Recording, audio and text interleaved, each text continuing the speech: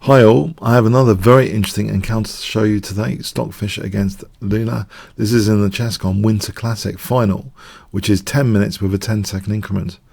So let's see what happened. E4 from Stockfish, the opening book given to them, is in the classic Joker piano.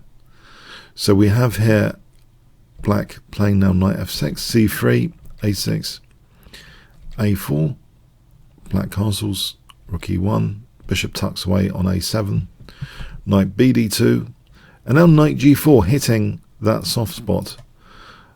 So what's the idea of this? Can't it be easily defended? Rook e2, king h8. Now we have the knight being kicked and it goes to h6. So the idea was not just to encourage rook e2, but to prepare f5, unlocking the potential of the f pawn here to get some play on the f file generally.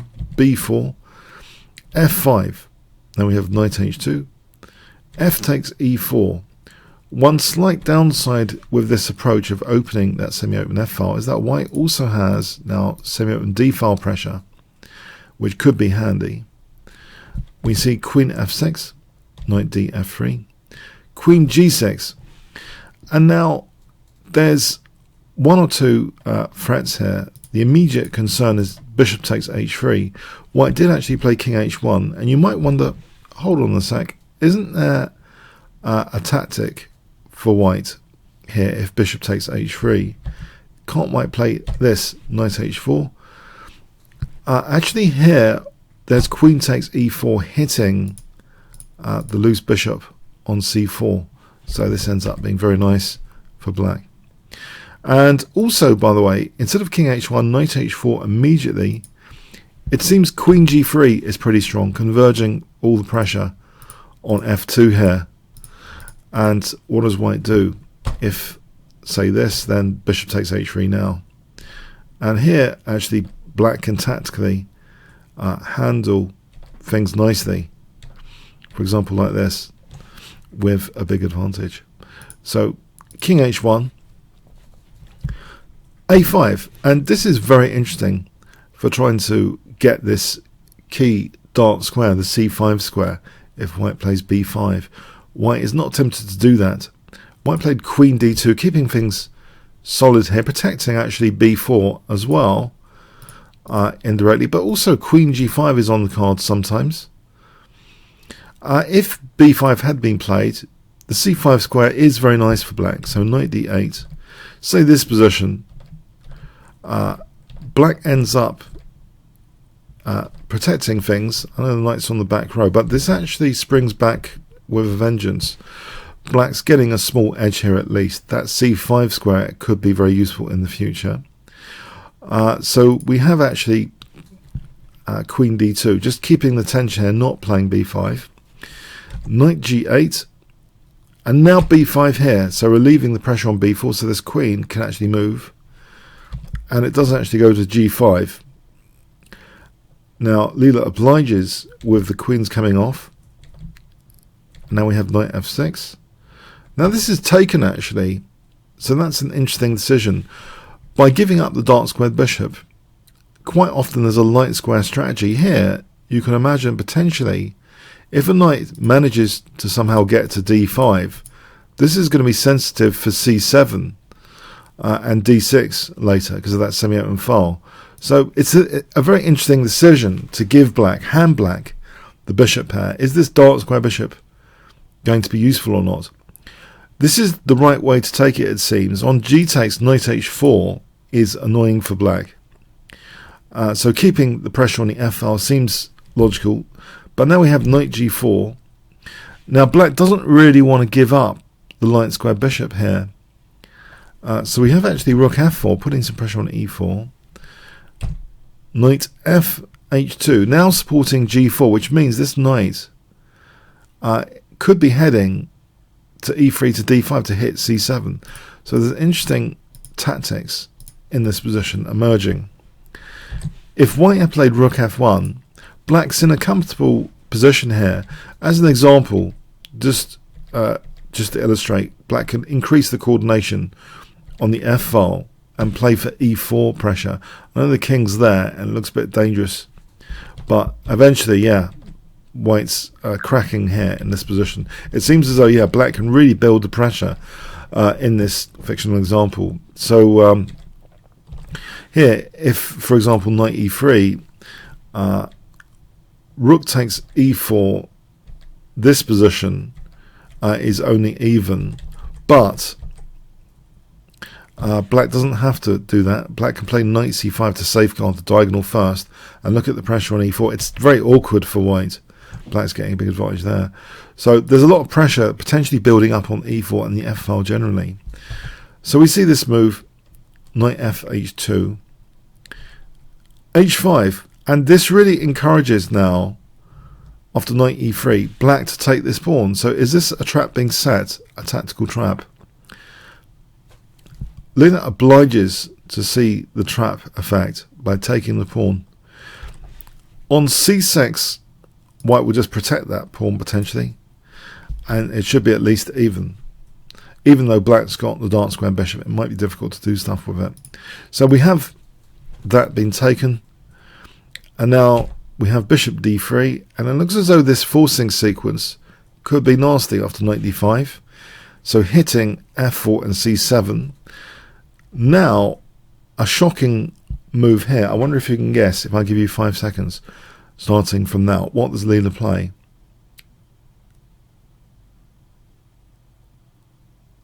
Okay, knight e6.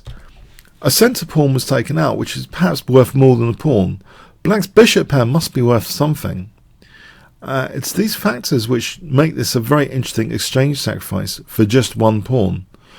Before we get into it, if black had gone to f7, there's yet another forcing move to face. And this is getting a bit nasty.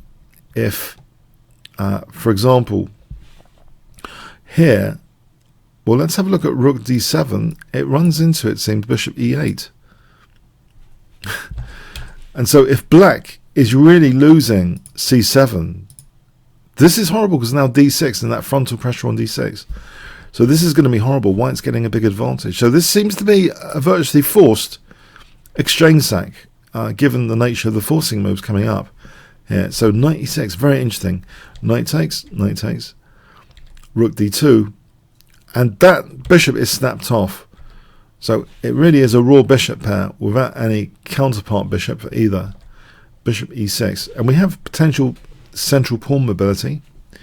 And also interesting in this endgame to consider, the light square pawns are fixed and potential targets the bishop b3 later. We have f3.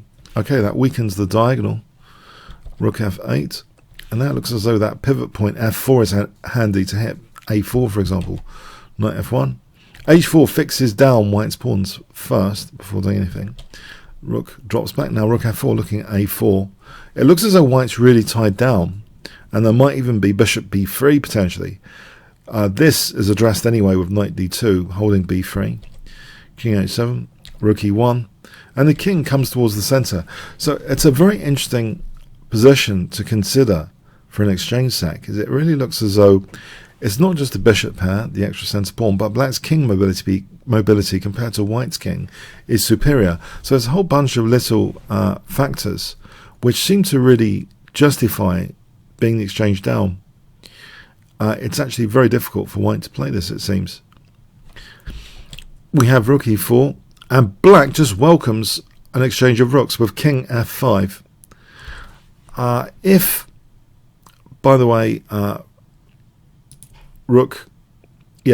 king f5 was played instead of rook e4, if white had played knight e4, just to illustrate the central pawn mobility, d5, king f6, and you can see this is really quite nice for black. Things are coming along. So rook e4, king f5, rook a e1. If this rook was taken, the king can actually play a good role in this position. The fixing of these pawns really help the king not to be harassed. And as an example, just to show an example how the bishops can cooperate with the active king to herd through passed pawns, this shows a really dangerous example where the king can infiltrate with a big advantage as an illustration. So rook a e1, not taking on f4. g5, we have king h2. Again here, rook takes f4. This really doesn't seem to help white. This position, bishop can entrench on e3 and probe. And look at c4. It's just black's got all the play here. White's in a very defensive state. So we have king h2, bishop d5, really encouraging white to take that rook off. G takes, rook c1, bishop f7. Here, some accuracy is needed. If bishop e3, this position, it's possible to play this. If now, say this position where both bishops are attacked, could actually be equal for white, breaking through on that default. That's the last thing black wants. So bishop f7. We have c4, king e6, knight e4, bishop e3, rook c2, bishop g6. Now bishop d4, bishop f5. Black is slowly improving the position now. c6, b takes, b takes, king h1, king d7. You might think, is there something wrong with d5? Well, the rook on the c file, yeah, it makes d5 difficult here. There are resources for white. This way might actually be an advantage to black. Yeah, white can be in trouble, but in this line here, knight g5 might be the better way for white to go and still fight here. But even so, black's got a slight advantage. So it was possible, but this just makes things, it's interesting to see what white is actually doing with king d7 rather than just sharpening things up immediately, seeing if the position can be improved. Knight f6, king d goes back to d8. You might think this is a bit weird. Potentially, the black king could go up to b6 and try and get in b4. So this is a dangerous route into white's position. King h2, if knight e4, as an example, king c7, bishop takes, and if the king steps here and is not cut off, and getting to the c5 square, then this is all over. Once black picks up an outside passed pawn, that's all over. This will be absolutely winning passed pawn, guided by the bishop. So we have king h2, bishop d3, knight e4, king d7. Yeah, taking is nothing, giving up the bishop pair here, because the king can be stopped with rook b1. So that should be only even. So we have king d7, and now bishop b2. Now it's starting to get really nasty after bishop c2. The bishop's really cooperating to win that a4, that long-term target. And look how it's been neatly sealed up on the king side with that h4, restraining white's pawn structure. So white's just a spectator here, it seems. We have bishop d4 hitting the rook. And now this pawn is taken. It looks as though this is just white's position has collapsed. This is very desperate looking. g4. Black takes with the f pawn, so not even giving white a major passed pawn. The h pawn might have been something, but the f pawn seems, yeah, how can we use the f pawn? So another passed pawn, yeah, it seems as though Stockfish has given up in a way on the position. c5 d5, knight b3, bishop b2. So an important tempo there to gain a4 without losing the a pawn. So that pawn's a real winner here in the position. It's basically all over, and we've got central pawns now moving. So we've got another 2 connected passed pawns here, 3 connected passed pawns in total. Now there's like 2 connected passed pawns over here, so 5 connected passed pawns on the board. As the Count in Sesame Street might say. 5. Okay, so king d3, h3. We have king e4, 5 passed pawns. Very impressive. We have, yes, it's all over. Check from the bishop. Now, under promoting a knight to try and get in d2 and e2. The d3 pawn is taken with check. So this knight comes into the game. G2. Just to show, by the way, pardon me. So if this knight was taken, then G2, look at these pawns, Space Invader pawns. D2, for example, E2, yeah, they're queening. So rook takes D3 check, king E7, knight F2, we have G2, now knight H3, that pawn's taken. So it looks as though, why did Leela give up that pawn? Well, this is still winning over here. This is still absolutely winning. There's enough pawns to win this. Knight C2 was played. Again, even this pawn, it's no big deal if that pawn's taken. This is still, this forking the rook and knight here is going to just help the A pawn queen. So knight C2, we have A2, knight takes. Yes, it's all over bar the shouting now, after knight C1 especially. This is just, yep, nothing to see here anymore. Okay, the game does carry on a lot though, but basically it's essentially over. And if you notice the decisive wins, Leela does seem to take her time winning compared to Stockfish in general. The longer wins seems to be from Leela at the moment. And this is part of the reason this kind of mad shuffling around instead of getting on with checkmate extends the game quite a lot. Yeah. Eventually the king comes up the board to offer some assistance, and it's all winning, of course. Checkmate. So a nice exchange that game for a load of passed pawns, connected passed pawns. So it was recommended for me to check this game out. Thanks for that. Keep up the game recommendations. That will make it easier for me to pick future games that are really exciting games. So if you've got any really exciting games you've seen, put a hash suggestion perhaps in the comments. I'll pick it up for consideration. Okay, if you enjoyed this game video, then please click on the top left box, which should appear shortly. Become a member at chessbowl.net. Play other YouTubers. You can also test yourselves on the variations in this game and other game videos from the improved menu puzzle books feature, which I've been working on avidly recently, and I'll put an addendum for one or two from this video. You can also another thing, any comments, questions, donations, see the description. Like, share, subscribes with the notification bell, really appreciated. Thanks very much. Puzzle book addendum. Let's tick clear and mate. This gets some, and I'm just going to do one or two. So 1 to 10. So here, black at this point was threatening bishop takes h3. It seems to work because there was a loose bishop on c4. Just to recap. So even though white was forking there, defending, it seems queen takes c4. So we got a clear advantage tactically like that. Now here, bishop takes h3. Threatening mate. Okay, this scenario, black to play for a clear advantage, wasn't rook takes e4 because of bishop d3. I think it was knight c5. And now rook takes e4. So things to look out for. Black to play for a clear advantage. I think, was it just herding the pawns? King f6. Okay.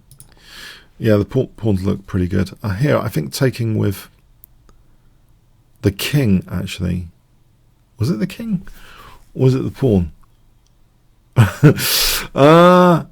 Actually, we'd take the king, the rook e4. Wasn't it just the pawn, actually? No, it was just the pawn. And there's all sorts of things. Yeah, we've just got a great position here. I think we just retreat over here. So it was just a great position to play with black. So g2, e2, d2. Well, it's absolutely... There's a hint here, yeah. It's oh yeah, of course, it's e2 and d2. Okay, I used the hint there. Okay, black to play for a clear advantage here. I think we're just playing check and knight d5, forking to get the blockader lifted from a2, getting rid of that blockader, the b4 knight. So yeah, some interesting, just to recap, and it's good revision for other games we've covered. If you go to improve puzzle books, you'll see. Also, I've added recently an openings filter, a bit of a category filter. There's only one. I'm hoping to add a lot more. It's my favorite tango variation, so you should see a lot more for that tango soon, and maybe some other openings. So check that out. But the basic category is any at the moment, and you'll see this game with the things soon, the YouTube picture soon. Okay, have fun with that. Thanks very much.